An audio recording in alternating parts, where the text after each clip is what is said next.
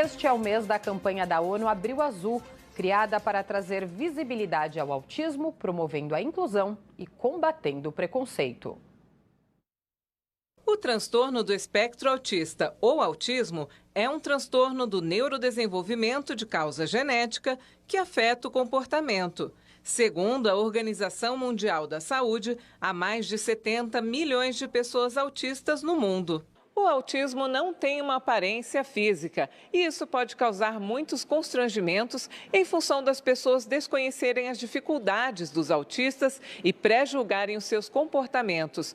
Por isso, a campanha Abril Azul é muito importante para trazer estes conhecimentos e também para que os pais busquem o diagnóstico precoce, que é fundamental para ajudar no desenvolvimento da criança. O neurologista pela Escola Paulista de Medicina da Universidade Federal de São Paulo e membro titular da Academia Brasileira de Neurologia, Dr. Vinícius Lopes Braga, explica por que é tão importante descobrir o autismo o quanto antes. Quanto mais o indivíduo não tem a personalidade formada e quanto antes o indivíduo faz o tratamento, maior a neuroplasticidade.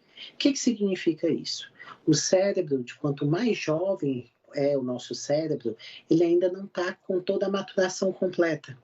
Isso significa que a capacidade dos nossos neurônios se interligarem, fazerem novas conexões, a capacidade das crianças terem essa plasticidade cerebral e conseguirem mudar e melhorar nesse sentido é maior. Os sinais de autismo podem ser observados desde a infância e são principalmente na área da comunicação social, padrões repetitivos e comportamentos restritivos. Uma criança que não olha nos olhos, que evita o contato físico, que evita, por exemplo, de sorrir de volta para o adulto, que não imita gestos, que desde a primeira infância não brinca de esconde-achou, que pode apresentar, não é obrigatório, mas pode apresentar atraso de linguagem.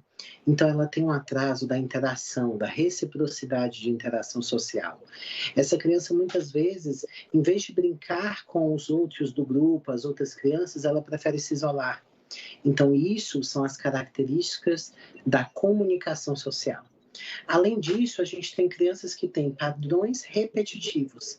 Então, gostam sempre do mesmo desenho ou sempre do mesmo brinquedo, assistem várias vezes o mesmo vídeo, dentro daquele vídeo, o mesmo trecho daquele vídeo, sabe as falas decoradas, ou crianças que têm uma rotina muito rígida, seguem muito método, qualquer mudança de rotina, por menor que seja, gera uma frustração, gera uma ansiedade na criança importante. Crianças que têm alterações também de repetição, então movimentos repetitivos, como andar de um lado para o outro, balançar de mãos. Crianças que têm repetição sonora, então ecolalias, repetem a mesma palavra ou repetem a última palavra que foi dita na conversa. Todos esses são sinais, né? Mas é muito importante esclarecer que esses sinais precisam de um contexto e de estarem juntos.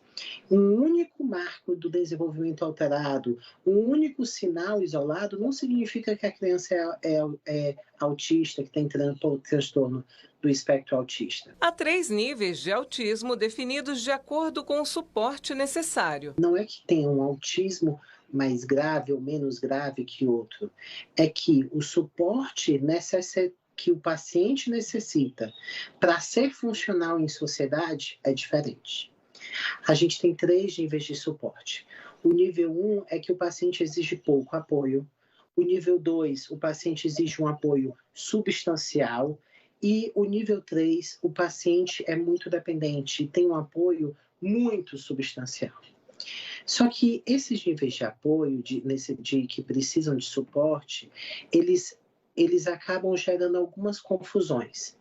A primeira confusão é achar que meu filho é nível 3, então não vai melhorar com terapia, eu não preciso fazer terapia. Isso é falso, isso não é verdade. A mesma coisa também acontece, meu filho é nível 1, então é leve, não precisa de terapia. Então eu sempre falo para as mães que muito mais importante do que ver o nível em si é você instituir o tratamento. O tratamento varia de acordo com o quadro específico de cada paciente e, em alguns casos, pode ser preciso aliar a terapia à medicação. A primeira coisa é que não existe uma receita de bolo. Então, não são todos os pacientes com transtorno do espectro autista que vão precisar de todos os tipos de terapia. É preciso uma avaliação individual para guiar pelos sintomas daquele paciente, pelas necessidades daquele paciente. Mas as terapias, elas são fundamentais. Terapias como fonoaudiologia, como fisioterapia, como psicomotricidade, como psicologia. Associado a essa terapia, não é em todos os casos, mas em alguns casos, é necessário aliar o tratamento medicamentoso. Esse tratamento medicamentoso, ele visa duas coisas principais.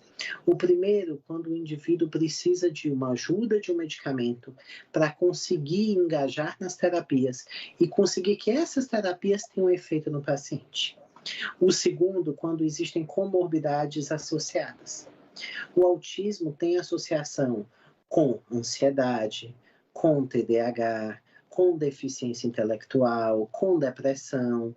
E todas essas medicações que tratam essas doenças estão indicadas no transtorno do espectro autista quando existe essa comorbidade associada.